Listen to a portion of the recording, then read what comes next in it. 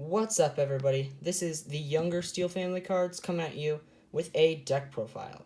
So, a few videos ago, you might recall I made a small mail day video where I showed a bunch of cards and stuff that I had been getting over a period of time.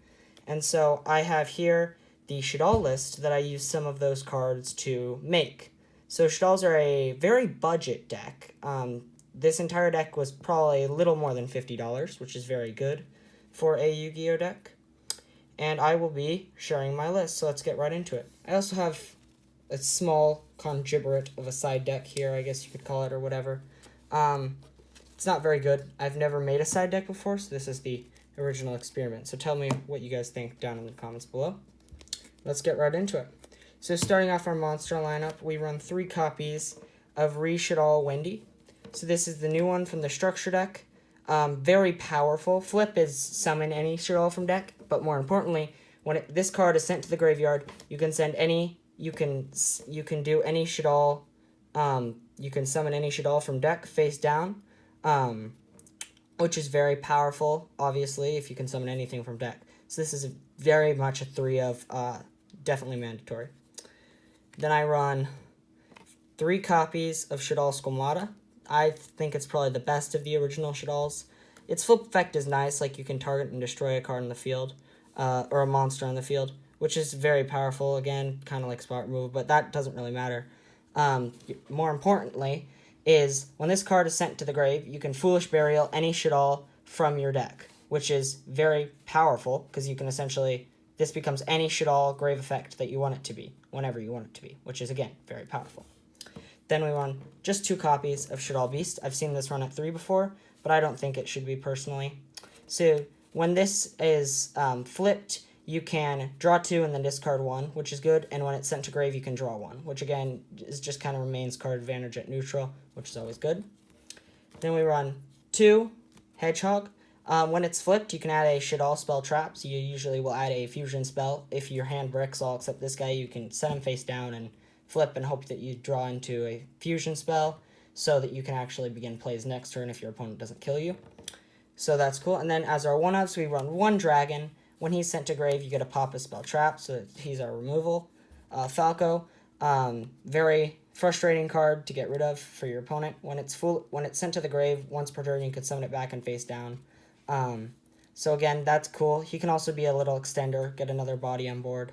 And then when he's flipped, you can summon anything from grave, so that's also pretty cool. And then one of the other new one, Neil Shaddoll Ariel. She's alright. There is a cool little combo you can do with this and Construct and Windy, but definitely just a one of. You really don't want to draw this too much. So that's it for our Shaddoll lineup. Then we have our dedicated normal summon, triple Mathematician. So this, when it is summoned, you can send any level 4 or lower monster from your deck to the grave, which is very good. He can start plays if you brick on everything else on the Shaddoll count. You can just Foolish Burial things until you get what you need. So that's very good. And then when he's destroyed by battle, you can draw a card. That doesn't happen too often because usually the opponent will take him out with a card effect. But if not, he can maintain hand to neutral, which is pretty good. Then our little clown engine. We run only 2 Trick Clown here. Again, I explained this in the last video, but when he is sent to grave, you can pay 1,000 life points to special summon him, so he's very good for extending plays and just getting another body on board in general. And then one that was not included in the structure deck are 3 Reformage Damage Juggler. This card is really good. So when he's sent to the grave, you can fusion this and any Shaddoll into Construct, and then you can when he's sent to grave, you can banish him to add a Performage monster from your deck to your hand except for himself, so you can get your Trick Clown, which is very good. So I run 3 of this and 2 of this because this can search that, so I don't see what's the point running 3rd copy of that, because I often opened both of them when I was running 3. So I just decided to run 2 of this and 3 of this. He also has another cool effect that can cheese you out sometimes. It's like a Karibo effect, kind of. You can discard him to make the next battle damage you would take 0. Battle or effect, I think, which is pretty cool. That doesn't come up much. He's just a very good light target for Construct, essentially, is the main reason. And then I do end up running a hand trap, 3 copies of Effect Veiler, pardon the common one, it's just what I randomly had on hand. So, again, it's just a solid card overall. You can pitch it to negate the effects. This hand trap specifically works very well in this deck since it is a light for construct. So in an emergency, you can fuse this off to go into your construct play, and it's always good to have. I feel like you always need a hand trap per deck. So this is just the particular one I run in this version for now. Obviously, if I had something like Ash, I'd probably run it instead, but Effect Veiler is fairly budget and fairly powerful, so run it. And then we are still running one Blackluster Soldier Envoy of the Beginning. I was running more of this originally just because it is a light target for construct. The more I play with this card, the more I actually really like it. So you can special summon him by banishing a light and a dark, which is very good in this deck because essentially for construct, you're usually going a light and a dark. So he's just another free big body on board with like some banishing and attacking twice effects. I might end up upping this up to 2. I'm not sure what I would cut, but I very well might, just because he's very powerful, and it's always good to have an extra boss on board. And then for some pretty nice spice here, we run an Alistair the Invoker and 2 Magical Meltdown. Spoiler alert, I do not run Invocation because I have not been able to find the funding to dip into the bank account to buy any Invocations because they are running $40 a pop right now. But I do like this little engine for something that people don't necessarily realize about this. So Magical Meltdown, when it's activated, it prevents your opponent from interfering with any of your fusion summons, not just invoked or whatever. So essentially, since I have 2 Magical Meltdown, you can just activate the Meltdown, and its effect will be there to deny your opponent from interfering with, like, your fusing into Construct or something. And then Alistair's just there to be searched off of the Meltdown activation, so you can still go hand neutral. It's not good when you draw him, but he's also dark, so you can, like, fuse him into Winda. But overall, mostly just to keep hand neutrality. Meltdown is very good because it makes it so that your opponent can't interfere, as I said. And you need your fusions to go through. Then we run 3 copies of Shaddoll Fusion. It is obviously a Shaddoll deck. This is really busted card going second because you can fuse from deck, which is just insane pluses. You can dump anything you want from deck, essentially, to go into Construct or something, which can, again, go into something. So, very powerful card overall. For whatever reason, very few of my friends actually play stuff that goes into the extra deck, so it don't get the full plus usually, but it's still just a basic fusion spell. Then we run 3 copies of Shaddoll Fusion. Another very good, obviously, 3 of in any Shaddoll deck.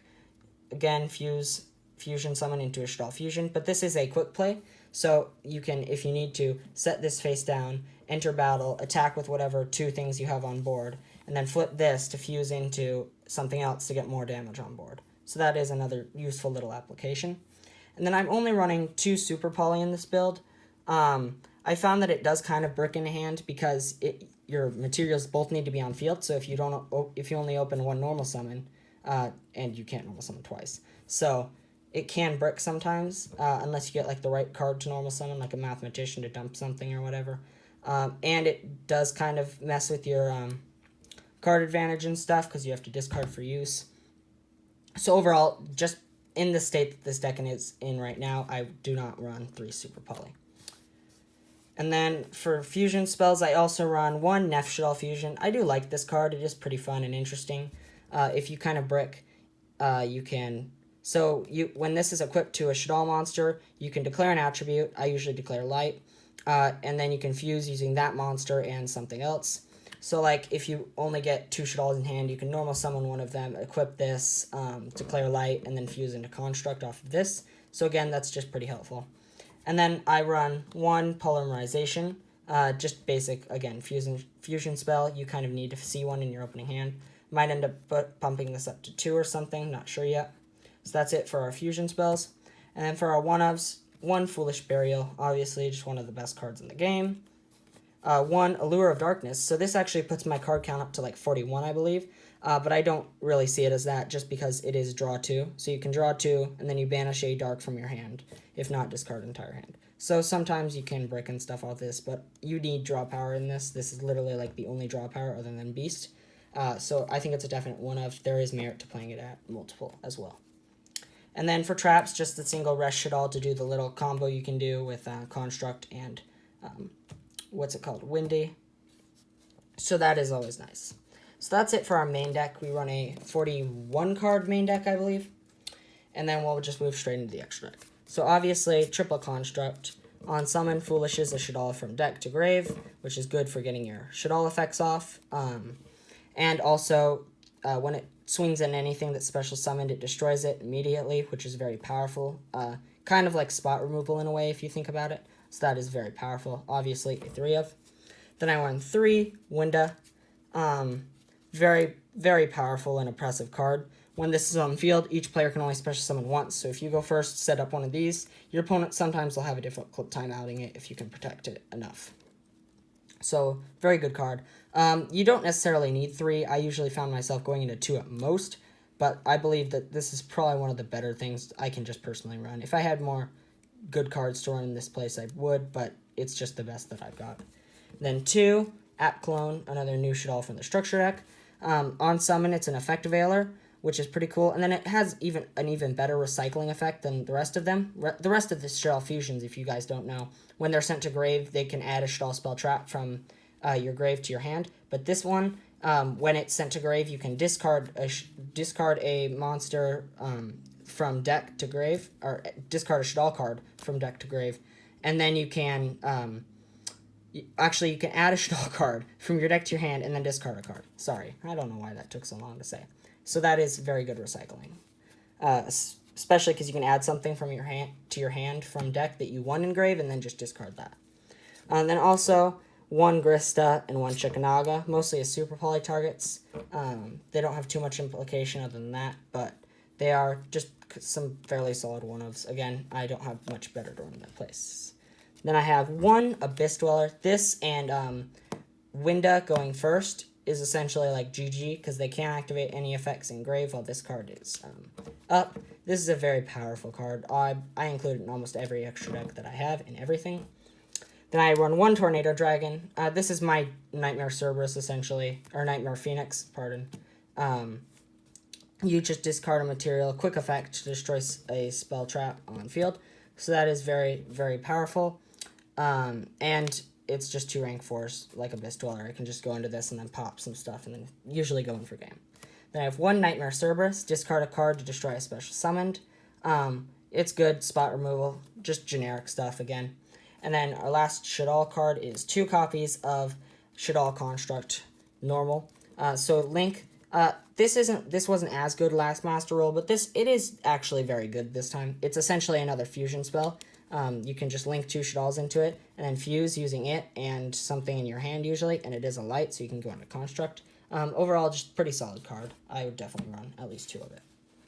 And then for our little experimental side deck over here, if I can pick it up, just mostly cards from Structure and then some random stuff I found in my personal collection. So, triple Lava Golem, our Kaiju kind of thing. You contribute 2 cards in your opponent's side of the field to summon this guy out to their field. You don't get your normal summon that turn, but usually if you're going second, you open a fusion spell. You can just fuse from stuff from your hand anyway. You don't necessarily need your normal summon. So this is just a very good card overall. I like it. And then for my back row removal, I run 3 Twin Twister. I think Galaxy Cyclone is a lot better this format personally, because you can hit the Elblitch stuff before they can recover their resources. But this is alright. It's 2 for 2. You have to discard from hand for cost. So it's got pluses and disadvantages as well, but overall just some solid stuff. And then also just a Night Beam, just so that I can get some more spell trap removal, because when you side in spell trap removal, you usually actually need to see it. So that's just another option. I don't have like MST for whatever reason, so I just run Night Beam instead, which is similar. And then a very good going second card, in my opinion, is 3 copies of Dark Hole. Mine are a little warped. But essentially, you just drop this, destroy all monsters on the field. So going second, you can just drop this and clear your opponent's board, and it's a lot cheaper than Lightning Storm. And then we have 2 copies of Anti-Spell Fragrance. This is for going first, usually. You can just set this and flip it, and all spells have to be set before they can be used, which is very powerful. Again, can shut off some certain decks going first against them. And then for our last card, we have 3 copies of Lost Wind. It is like a special summon monster anti-thing, so it fits in with Shaddolls very nicely. And it's just a decent side deck card overall, and it's what I have, so I'm going to use it. Anyway, that's it for my Shaddoll deck profile here. Hope Hope you guys enjoyed. Make sure to like and subscribe to the channel for more awesome Yu-Gi-Oh content. I will be trying to hit you guys up with another unboxing of some sorts in the coming days.